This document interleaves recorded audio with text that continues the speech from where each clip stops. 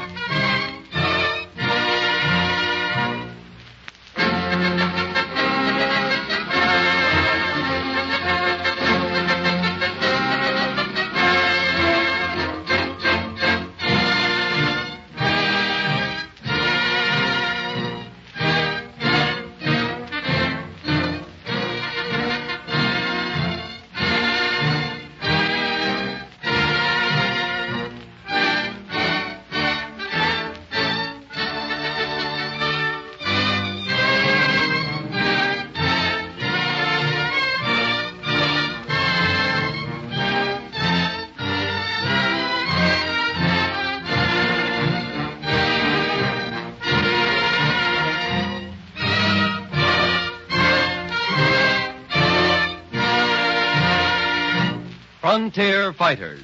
Exciting adventures in the lives of those famous pioneers who blazed trails in the Old West. Prior to 1860, it took 34 days for Butterfield's overland stage to get mail from St. Joseph, Missouri, over the plains and mountains to the Pacific coast. But now, a national crisis had arisen. Great news concerning North and South was coming out of the capital every day, and such news must travel fast from one coastline to the other. Said Postmaster General Joseph Holt to Mr. Majors of the firm of Russell, Majors, and Waddell, "The time for the Butterfield overland stage is approximately 34 days. I think we can cut such time to 24 days. Mr. Majors, you're still thinking in terms of faster stagecoaches. I'm thinking in terms of horses and men. Riders carrying mail pouches, using horses in relays at stages or stations so many miles apart. Pony Express. Mr. Postmaster General, that's a great idea. Now, Mr. Majors, how much better can we do than 34 days from St. Joseph to Sacramento? 15 days, sir. 10 days for the regular schedule, and the contract is yours. We can do it, sir. Good. But I expect the service to be kept on schedule 24 hours a day, irrespective of weather or hazards of any kind. You've my word, sir. When you hire your men, Mr. Majors, you'd better warn them Uncle Sam expects the mail to go through.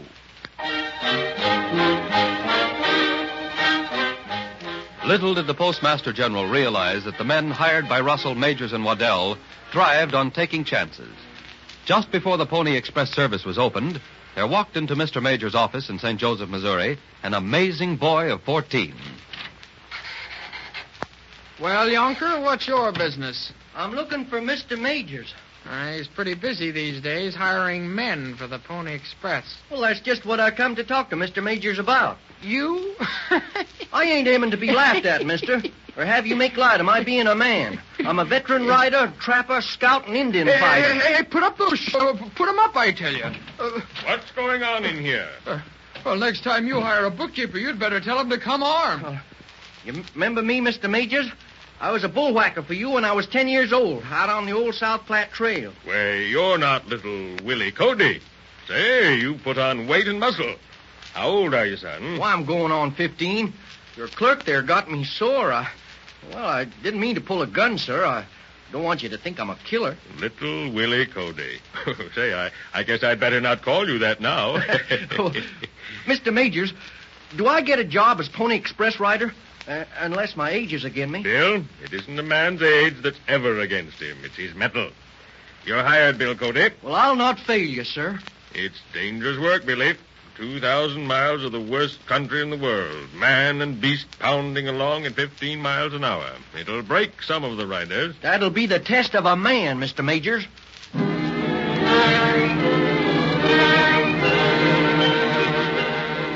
The Pony Express was a race against time. Stations were built 15 miles apart, with a change of horses at each interval. The fleetest horses were used and the lightest, most wiry and experienced riders. The messages, written on the thinnest paper, were carried in a waterproof pouch slung under the shooting irons of the rider. Bill Cody's route pushed farther west all the time. The farther west, the more dangerous it became.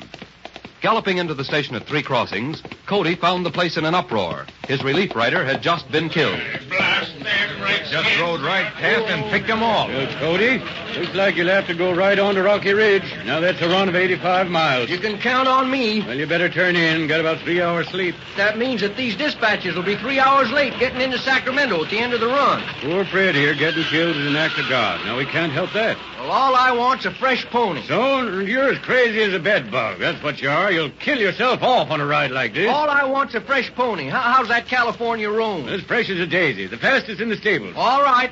Mark me up for that run to Rock Ridge. You'll have the Indians laying for you. Now, in 3 hours, it'll be morning. Wait. Indians or no Cody, Indians? I tell you to wait. This mail is going through.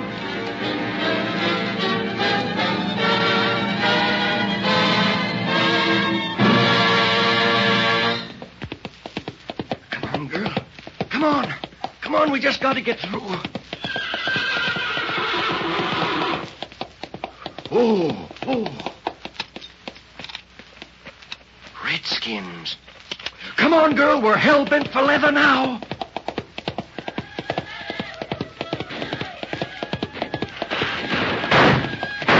Take that, you red devils, you. Take.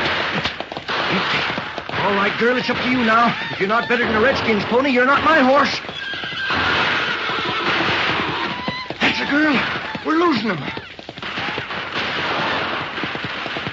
Come on, girl. Nose them out. Come on. Half a mile lead. Come on, that's a good horse. You show him. Good girl, good horse. We've lost him.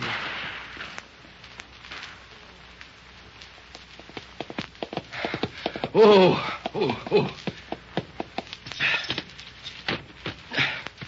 Cody reporting with dispatches. Where's Fred? Killed by Redskins.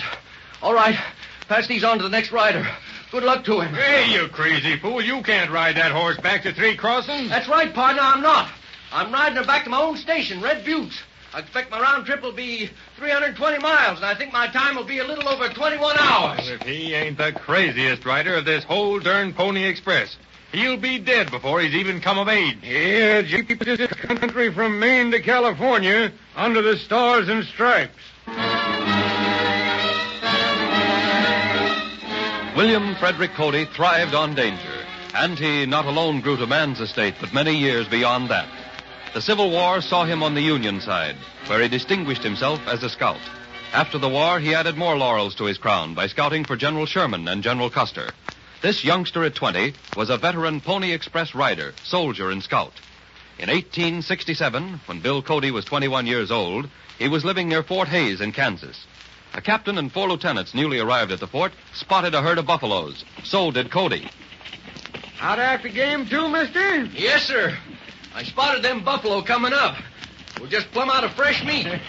Expect to catch up with those buffalo on that Gothic steed of yours? Oh, you mean Brigham? Well, he's the best buffalo horse in the West. Yeah, and I suppose you're the best buffalo hunter. Oh, I'm fair to middling. If I do bring down a bull once in a while, 'tisn't my fault. I give all the credit to Brigham and my rifle here, Lucretia Borgia. Hey, can that thing really shoot? Well, I reckon it does look funny. But it's a breech-loading needle gun. I had it made over to suit me. Hey, look, there's the herd. Come on, men. You hear all that, Brigham? Well, let's just run in ahead of those Eastern Dukes and show them up. Captain, you'll excuse me if I take the whole herd. We're pretty hungry at home. Well, look at him go. All right, Brigham. Here goes. Every 10 feet of buffalo. 1, 2, 3.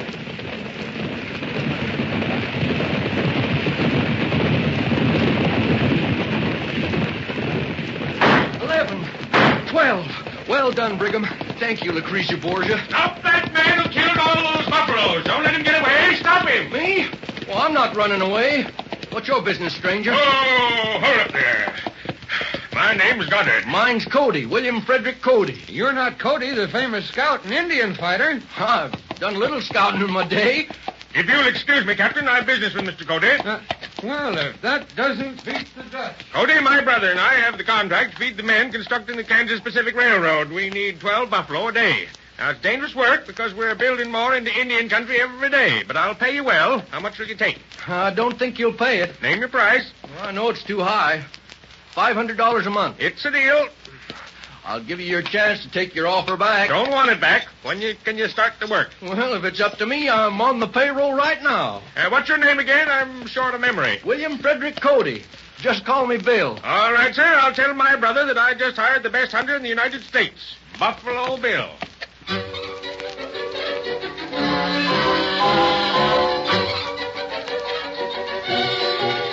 Buffalo Bill, through the long life that nature so generously gave to him, often returned to both scouting and Indian fighting. The call of the plains brought him back time and again. He grew lean on civilization, but thrived on danger. The years rolled on. The railroad conquered the plains and desert, and yet the Indian remained hostile and bitter to the end. Settlers all through the West were harassed, frightened, and killed. Above all others, the Indians hated the soldiers and their scouts. On the morning of July 17th, 1876, General Merritt was called to put down the bloodthirsty Cheyennes. He sent Cody with some soldiers to ascertain their number and see if it was possible to ambush them. General Merritt stood on a promontory watching. There must be a lot of them somewhere about, Cody. Reckon so. There's your Indians. Oh, I don't see them yet. You will. We're drawing them out now. Just as soon as they show color and we see their number, we'll make a run for it. All right, Bill, just as you say, but I'd rather stay and fight it out with the Cheyennes. There they are. Must be 200 of them. General Merritt should be able to pick out their number now with his glasses. Yeah, there they are out in the open. Oh, there goes my horse. Quick, men, get to General Merritt. I'll have to put up a stand here. We'll stay with you, Bill. Oh, get for General Merritt. Don't lose a minute.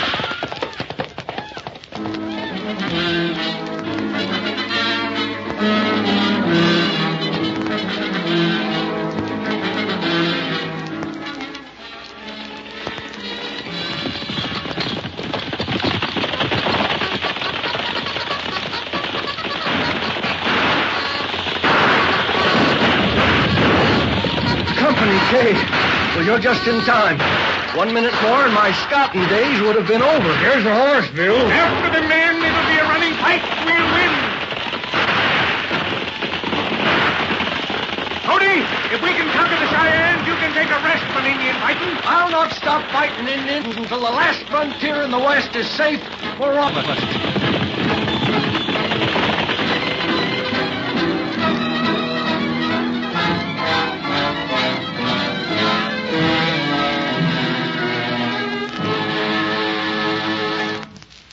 The day came when the West was safe for all the citizens of the United States, thanks to such great Indian fighters and scouts as William F. Cody, Buffalo Bill.